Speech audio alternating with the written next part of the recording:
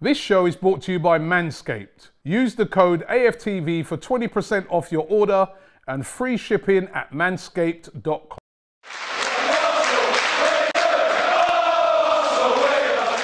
AFTV, Graham, you see little arguments going on here. By the way, in a good way. In a good way, the arguments. Some people saying, well done to Arteta. We didn't expect to get as high as fifth. Other people saying disappointed, very disappointed that, we should have got minimum fourth. Where do you stand on it? I think it's a massive missed opportunity, Robbie, to go into the last 3 games of the season with a 4-point cushion, only winning 2 wins to get Champions League football. It's a missed opportunity. You have to say that. If you said to the club at the start of the season, where do they want to be at the end of this season, they would have said, get European football back, and he's achieved that. So when you say, how do you mark the season, it depends what your goals were. And we never actually knew what the goals were, did we? Because at the start of the season, when Edu was asked in the interview, what are your goals for this season, he refused to say. So if the goals were Europa League, European football, you give the season a 10 out of 10. It obviously was, wasn't it? Because they gave him a new contract, even once they were more or less sure we were going to get Europa League football. They were going to give him a new contract anyway. I think they're so wielded to Arteta that I think he could have come 8th and they'd have given him a new contract. But look, let me just say one thing before I go in generally here today. I'm not an Arteta in and I'm not an Arteta out. And I've listened to all the debate today, and it's just sad that people have to sort of like categorise fans one way or the other. We're Arsenal Football Club at the end of the day. We're not Arteta in, Arteta out. The club will be around long after Arteta's gone. But we have to back the manager at the moment. We have to back the club and the players. Now, I thought today the players owed the fans a performance because basically we screwed up. We had Champions League within our grasp and we put in 2 performances at Newcastle and Tottenham that weren't good enough. Today the players turned up and put in a really good performance. The pressure was off. That's what I was going to say. The pressure was off today. It's almost like football heritage. Arsenal perform when the pressure's off. So if you look at the next evolution for this team, there's 2 things we've got to address. One is how we deal with pressure. Because when we go to clubs on a Monday night under lights, like Newcastle, like Palace, even like Brentford on the opening day of the season, we crumble under pressure. And that is a problem for this group. And it's not just because we're a young team. It's been around in the Arsenal psyche for a long time. We have to get better at dealing with pressure. Number 2, we need to get a squad now that manages injuries. Because one of the things that's happened over the back end of this season is, and a lot of the problems we've had have come from that decision they took in January to run with a thin squad, Robbie. They decided to run with a small squad, get players off the wage bill for unity. I don't think they knew what their targets were this year. It's almost like Champions League was staring them in the face and they didn't know how to deal with it because they weren't prepared to deal with it because of the decisions they took in January. For Arteta's team to function, fullbacks are key, right? Tomiyasu and Tierney. Tomiyasu this year has played 21 games, Robbie. Tierney's played 22. Since Tierney's been at the club, his record of playing for Arsenal since he's been at Arsenal is 57%. Less than 2/3 of the games he plays.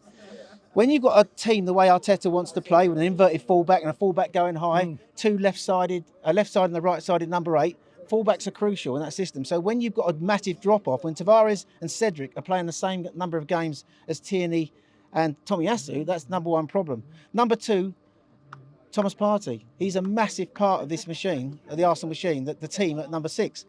He has played the same number of games as Elneny and Lokonga combined, who are not at the level. The drop-off between the 2 fullbacks in Tierney and Tomiyasu, the drop-off between Thomas Partey and Lokonga and Elneny, who signed a new contract today, by the way, is massive.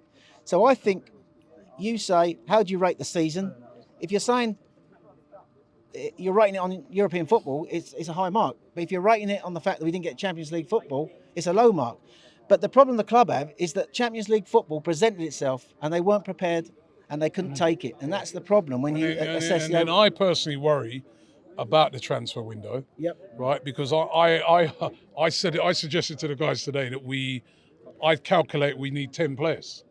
And they all fell over and they said, no, about 5. And I said, well, hold on. Well, we need 10.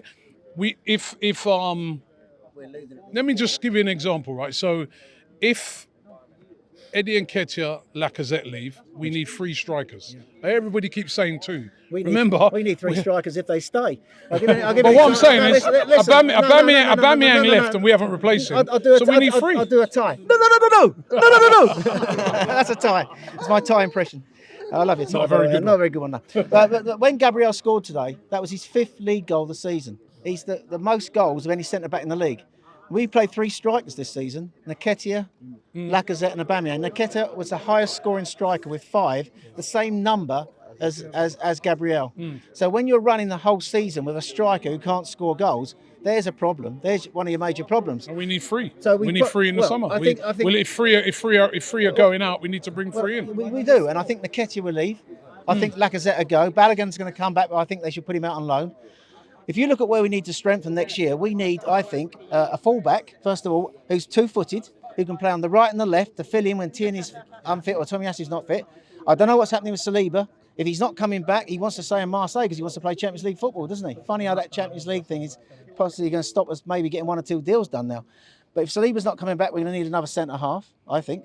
So we need a right-footed, left-footed fullback, a centre-half. I think we need a holding midfielder, like a Basuma character, someone who can sit and does what Thomas Partey does. I think we need a left-sided number 8 to take the place of Granit Xhaka, who I think Granit Xhaka, over the last week, the way he's been talking, I think he's leaving the club. And I think he saw this as a great chance to right a lot of wrongs by getting us in the Champions League, and I think that he's going. So we need a left-sided number 8, and as you quite rightly say, we probably need some forwards. We need a forward who can score some goals, who's going to... 4 forwards. Jesu is being linked, but he's only scored 9 league goals this year, and he scored about 4 of them in 1 game. So he's not the answer. He can play wide forward. We need a wide forward, but I think we need a centre forward, someone who's going to bang in goals. What do Man United and Tottenham have that we haven't got? That's goal-scoring forwards. Ronaldo, as shit as Man United were, he scored a load of goals for them. Tottenham have got Kane and Son, whatever it is. So we need a forward. So we do need forwards. We've got the goalkeeper, Matt Turner's back up, and I think we're going to need about 6 or 7 players, Robbie, because this young squad is not going to deal with extra football next year, as thinned out as it is. So he's got to go out into the market and make major signings. Nice one, man. Shop for AFTV merch at shop.aftv.co.uk. Subscribe to us on YouTube. Follow us on Instagram, Facebook, Twitter, TikTok, Snapchat, and Twitch. We've got content for every platform, so check it out.